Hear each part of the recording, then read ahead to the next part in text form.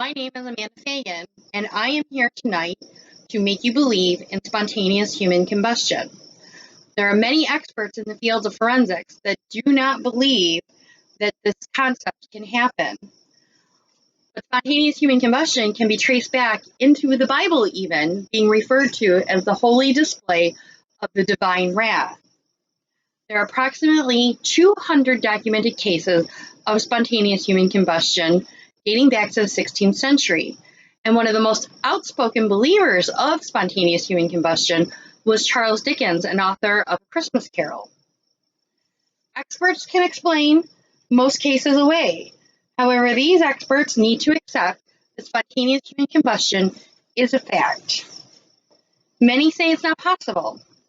French researchers in the area of forensic, Levi Fassett and Porterholm, state in their paper they use the wick effect to explain their theory.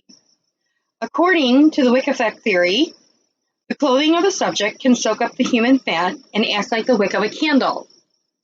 To explain this, you have to think of the clothing as the wick of a regular wax candle, and that as the wax melts, or the fat of the body melts, emulsifies into liquid, it perpetuates the burning process. But to refute the wick effect theory, many experts have done experiments and they have failed. Brian J. Ford, a research biologist and author of over 30 books, talks about some of these researchers and their experiments. One, Dougal Drysdale, who is a leading expert in forensics from Edinburgh, Scotland, states, after 6 hours, he assured his audience that the bone would be reduced to ash. Drysdale inspected the bone after 8 hours, but it was still intact. In his experiment, he took a pig bone and put it in an oven at 500 degrees Celsius, which is approximately 900 degrees Fahrenheit. His experiment was a failure. There are other theories. One is that the body has been burnt so bad, it's to the point that they cannot find either accelerant on the clothing or the external source that started the flame. I do respect that not all suspected cases of spontaneous human combustion are spontaneous human combustion, and that with close examination they can find those trace elements or they can find the sources of energy. But it takes over 2,000 degrees to cremate a body, and after the cremation process is done, there's still bone fragments. In documented cases of spontaneous human combustion, there are very little traces of bone. The body is complete ash. So, what makes a case of spontaneous human combustion? There has to be very specific and unique findings to the body. Number one, the body is burnt and it is ash. Number two, the ash has a very yellow color. It's oily and very thick in nature. 3, author Whittington Egan, a British writer and criminologist, states that the body is either totally incinerated or frequently or only partially. So head extremities, such as arms, hands, legs, and feet, remain curiously unscathed. 4th, the skin on the lower legs usually has second-degree burns. This is evident by blistering, which means that the patient was still alive when the fire started.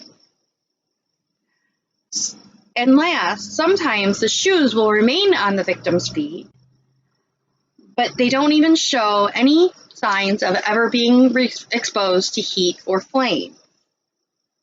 There are many commonalities among the victims of spontaneous human combustion. Dubin and Pochet, both French forensic scientists, state in their academic journal that there are factors of spontaneous human combustion that must be made.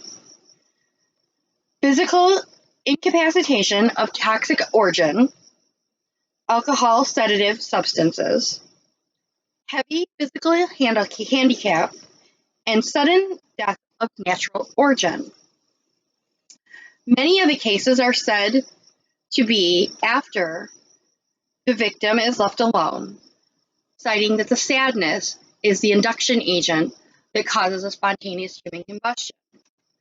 I believe that the internal body temperature raises so high that it just causes the body to catch fire.